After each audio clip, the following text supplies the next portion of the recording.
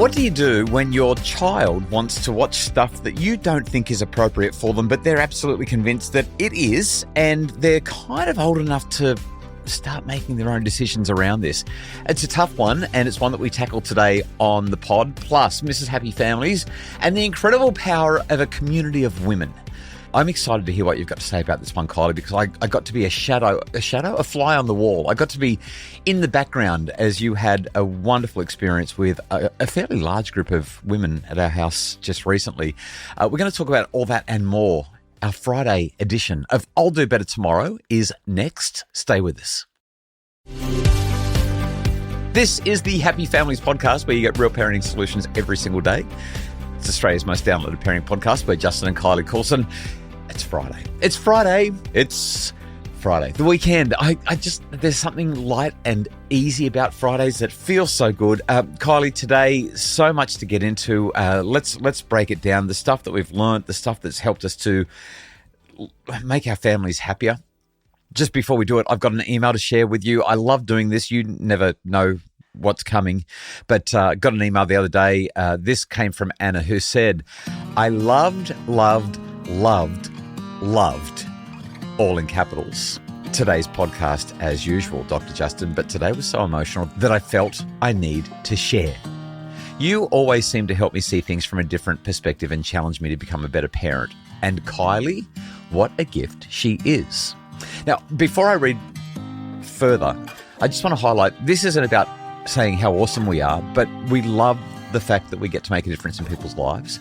And last week, Kylie, the podcast was you sharing how you feel like there's a lack of connection at times when there's a big fight with the kids, and one of the other kids told our daughter who was fighting with you that there would never be another person on the planet who would love her so much. And it was a beautiful pod. Like, it was really, really, really nice. And this is what Anna said. I was walking my dog this morning, listening to the podcast, and I found myself sobbing as I listened to her story. It resonated so much with me. There are times when I feel like my daughter hates me, that we can't communicate, and that she'd probably rather have a different mum. But listening today gave me a different perspective. It reminded me that maybe my daughter and my son are some of my greatest teachers. They constantly push me beyond my comfort zone and challenge me to grow into a better parent and a better person. But I'm well aware that I'm very much a work in progress. You and Kylie have inspired me to not only keep learning and doing the work on myself, but also to study and one day support and help others. I'm incredibly grateful that I came across people like you. Thank you for the wisdom, the honesty, and the hope you bring to me and probably thousands of other families. You are the sparks that light my fire. Thank you, Anna. I just love the email. I'm not sharing it so that I can say, how awesome are we? I'm sharing it because when we do these I'll Do Better Tomorrow podcasts, sometimes we feel like we're a little bit too much, here's what we're doing, and it's not enough about other people. But it's these stories that touch Anna's heart and people like that. And I think we learn through stories, though. Some of our greatest learning comes by watching other people wrestle with challenges, or other people actually getting it right, and seeing that it's actually not as big as we thought it would be to be able to have a positive impact. And I love Anna's recognition that she's a work in progress. We're all a work in progress, and we don't have to get it right. We don't have to be perfect at it. We just have to be trying. And our kids need to know that we're not perfect. Our kids actually need to know that we wrestle with these things, that it doesn't come easily, because it gives them permission to make mistakes, and it's okay. Yeah. There's just so much power in that. And I can't help it. I know we said we wouldn't do this, but I've just got to highlight Anna's email is in stark contrast to the 1-star review that we recently got on the podcast, where, I don't know, Mama Bear 94 said, 1 star, awful bloke. It's well known in the industry that no one likes this guy. Justin, stop trying to grift off our kids and just spend more time looking at yourself in the mirror. Some people say some horrible stuff, but we know what our motives are, and that is that we want to be helpful. Full stop, end of story. There is no grift. There is only value added. And if we don't add value, you don't have to listen. It's okay. 1-star review. So, Anna, thank you for making our day, because I was a bit sad when I saw that 1-star review 3 months ago, and I just thought I'd compare and contrast. And which one feels more uplifting? Which one feels better to hear? I know that the 1 star is about you specifically. Also, there is no industry for like. I love that. Like everyone in the industry hates what industry? Like I'm a parenting expert. I work for myself. There is no parenting expert industry, or maybe there is, but I've got good relationships. I think with most of the other people who do the work that I do. I digress. What were you going to say? I just, what kind of person do you want to be? Do you want to put light out into the world, or do you want to throw shade at other people? I think when things like that come up, I think it says more about the other person and less about who they're speaking about, more times than not. It reminds me of the poem by Edgar Guest. I watched them tearing a building down, a gang of men in a busy town. With a ho-heave-ho and a lusty yell, they swung a beam and a sidewall fell. I asked the foreman, are these men skilled, the men you'd hire if you had to build? He gave me a laugh and said, no, indeed, just common labour is all I need. I can easily wreck in a day or two what builders have taken a year to do. And I thought to myself as I went my way, which of these two roles have I tried to play? Am I a builder who works with care, measuring life by the rule and square? Am I shaping my deeds by a well-made plan, patiently doing the best I can? Or am I a wrecker who walks the town, content with the labour of tearing down? This is so bad. Do I need to rescue you? You look like you're about to cry. You are crying. I was crying from the moment you read Anna's letter. Oh my goodness. Okay, come on, let's go. I love the podcast. This is why we do it. We don't do it so that we can sit here and cry in self-congratulation. We do it because it makes a difference. We do it because it makes a difference. And Anna, your email helps us to remember that, especially when there are some people who are content with wrecking and tearing down. All right, Kylie, I'll do better tomorrow. Two quick stories, one from me, one from you. My one is based on, just the other day, I took Emily, our 12-year-old, to the Amazing Digital Circus. It's a movie. She loves this stuff. I saw her watching it about a year ago, and I said, this is not consistent with our values. I don't like it. I don't want you watching it. She's found ways to watch it anyway. And she and her friends love to talk about the Amazing Digital Circus. And I've watched a little bit of it, and I just find it completely inappropriate and not for kids. But I've never really sat down. You know how we're always saying, know what the kids are watching, know what the kids are looking at, make sure that you're in their digital lives. So we try really hard to do that. But it's the reality is it's really tough to do that and to do it well. And so she said she wanted to go and see the Amazing Digital Circus. I did not want to watch it because I'm not interested in this stuff at all. And you said, no, you really need to be in her life. This is what we tell other people to do. So you made me go and do it. And you were right. It needed to be done. We sat in the cinema and I watched this show. So I'm going to sound a little bit judgy here. This is not my kind of stuff. So if you and your family love the Amazing Digital Circus, forgive me. I think it's absolute rot. I think it's literally brain rot. I think it's trash. But even if you do like it, this stuff is not for kids. And if your kids are watching the Amazing Digital Circus and you don't know what it is, can I recommend that you sit down and watch an episode with them and get your head around it? This is a cartoon. It's bright. It's shiny. It looks like it's fun. It's kind of zany, a little bit weird and out there. And it's really big in the comic fandom zone. So I went and sat there. The adult themes, the deep, heavy, existential dread and anxiety, and I'm even going to say traumatic content that it brings up. The violence, the pacing, the way that it does all of these awful scene switching, everything about this I hated. And my 12-year-old daughter is sitting there with her eyes wide open, soaking it up. Like, it's kind of like if I'm going to say to her, don't drink the poison. The poison is really bad, but it's up to you. And then I put it in front of her and she picks it up and has a sip and says, oh my goodness, that poison is good. Give me more. Towards the end, the movie actually becomes quite redemptive and there's real light and joy. But oh my goodness, does it travel to dark places before it lifts itself back into the light. If you've got kids that are, I'd say, over 14 and they're into it for whatever weird, strange reasons that my 50-year-old brain doesn't comprehend, because that's the modern world and I'm apparently getting so old that I don't get it anymore, then that's fine. But there's coarse language, there's really heavy themes, there's some completely inappropriate innuendo and content. And we got to have a really good conversation when we came out. It was so hard, Kylie. So I've looked at her and I said, you know how I felt about that, don't you? And she said, uh-huh. And I said, well, She actually, when she realised that you were going to take her, didn't want to go. yeah, because she's afraid of judgment and being in trouble.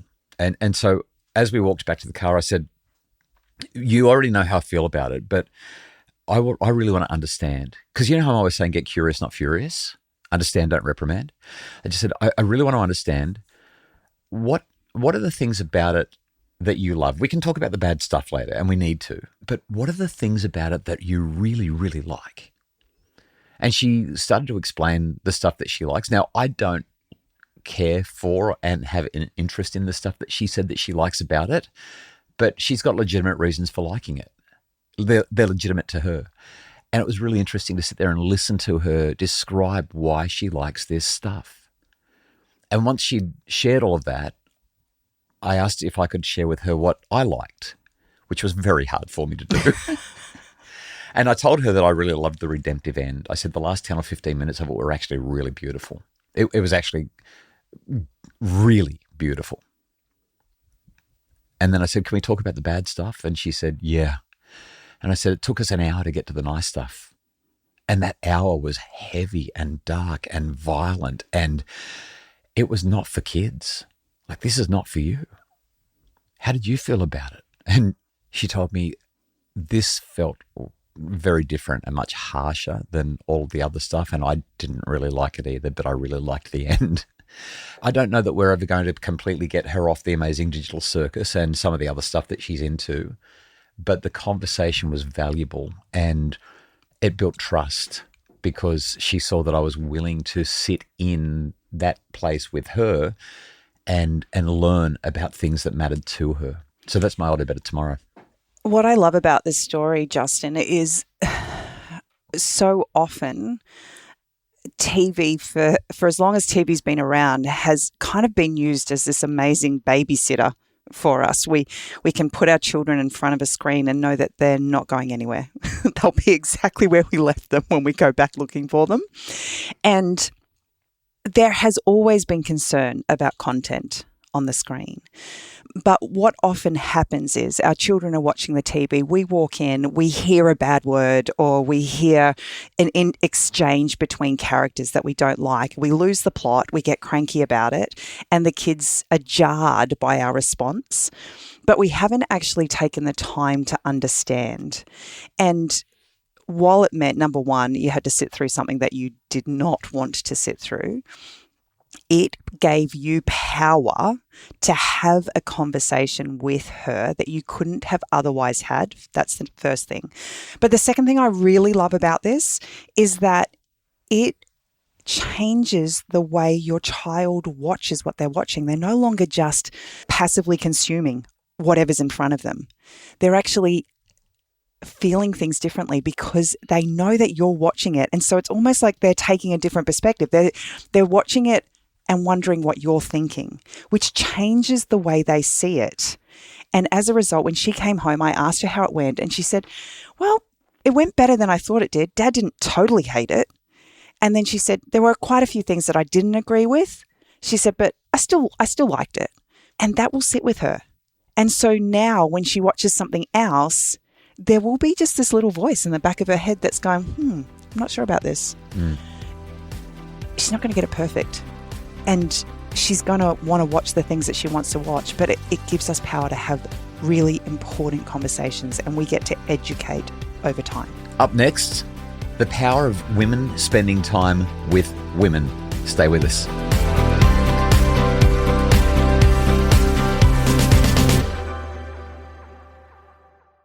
It's I'll Do Better tomorrow on the Happy Families podcast. Mrs. Happy Families, you've had a big girls' night and you need to talk about it with everyone. Most people would suggest that maybe I was an events coordinator in a previous life or something. I love having a great event and I love putting it on. I love creating an atmosphere where people just want to come and they can just relax into it, and then they don't want to leave because they've just loved the feeling of being together. And last weekend, I was in charge of hosting book club. And we had read a book. It's called The Book of Longings by Sue Kidd Monk. And it's actually written from the perspective of a fictional wife of Jesus. And it was a really, really awesome read. And so I decided to have a themed night in Jerusalem. I turned our lounge room into like a courtyard in Jerusalem. I walked into the house and there's a dining table with the legs sawn off so that it's shin height. You've got blankets and rugs and vases and palm trees, and I didn't recognize our house. You had completely transformed the room. I wondered where I was and what was going on. I was so excited about it. I'd woken up at 2:30 in the morning, planning in my head how it was all going to come together. Yes. And normally book club is not this big a deal. But you do love an event. I do love an event. I love an excuse to be creative. That's actually what this comes down to. Yeah. It's a creative outlet for me that I don't often get to enjoy. And so I'd done little handouts and I'd organised a menu and I was really excited. I asked my friends to get dressed up in biblical attire. We had the scarves on our head and almost Hessian sacks. We were all in our little linen smocks and everybody did it. And we all showed up and everybody was, just excited to be together. But what I learned as we kind of spent this time together is when we're intentional about creating space to come together collectively as women, to leave behind the cares of today, which may have been massive, may have been hard. And I have friends that I know are just carrying the weight of the world on their shoulders right now. And for them to be able to come into a space where they didn't have to be anyone, they weren't needed for anything. And in one case, we didn't even actually talk. She just sat, but she got to partake in this richness of conversation and an acknowledgement that as women, it's so easy to get caught up in our day-to-day lives and we do it all alone and we feel alone.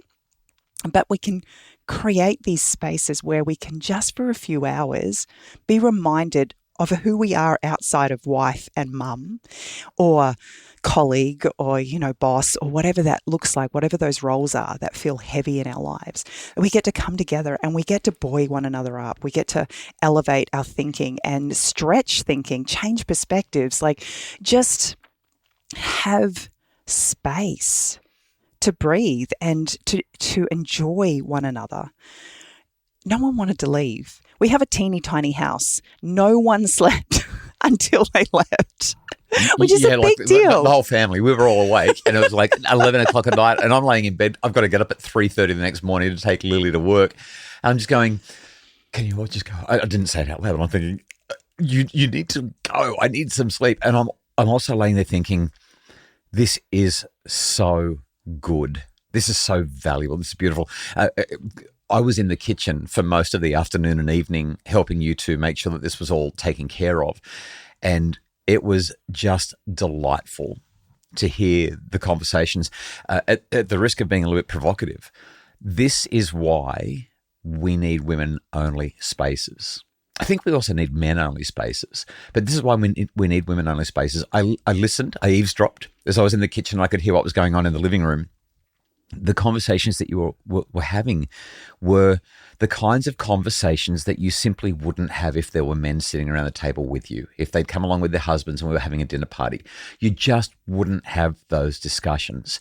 And as a dad of 6 daughters and hearing you in your element with this wonderful, creative, enjoyable night and what was it, like 15 women in our living room, it struck me as there is so much power in getting a bunch of women together so that they can share their experiences. They can talk about their perimenopausal and menopausal dramas. And it really stood out to me that, number one, you did something effortful. Like, this was not easy. You transformed our house. You spent a day cooking. I had to spend the night in the kitchen. There was so much work that went into it. And I know everyone says, I don't have time. I don't have the resources. It's too much. But you did it. And the payoff was huge. It just requires intention and effort and a little bit of sacrifice. But sacrifice means you give up something of lesser value for something of greater value. You gave up the lesser value of, I don't know, having a quiet, easy night for the greater value of bringing 15 women together to share and talk and eat. I mean, you feasted, right? And it was just, as an observer, a very distant outside observer who was clearly not welcome when I walked into the room. You may have picked a really bad time to inject yourself, but there was some very heated conversation about perimenopausal symptoms and how men just don't get it. And you walked in at that very moment to say, you don't know how hard we've got it. I said it with a big smile on my face, like they knew I was joking. You were shut down and told to go find yourself a man cave somewhere. If somebody said, you need a men's group, off you go. Go complain to the men. So your take-home message, because we do need to wrap this up. I speak to so many women who tell me how lonely they are or how isolated they feel. It only takes one person for that to change. One person to stand up and say, hey, let's come over. And it doesn't have to be a full out night. Literally, one of the women there said, as much as I've loved this, what I love most about book club is that we just take the time to come together. She said, we don't need all the stuff. So even if it's just everybody bring a plate and we just come together to just have some nibbles and a drink, it doesn't matter what it is, but be intentional, be effortful, make the time to connect with good women who uplift and strengthen you as an individual, and it will change your life. Like, I can't overstate that. Yeah, you go back to the poem that I shared, a builder or a wrecker.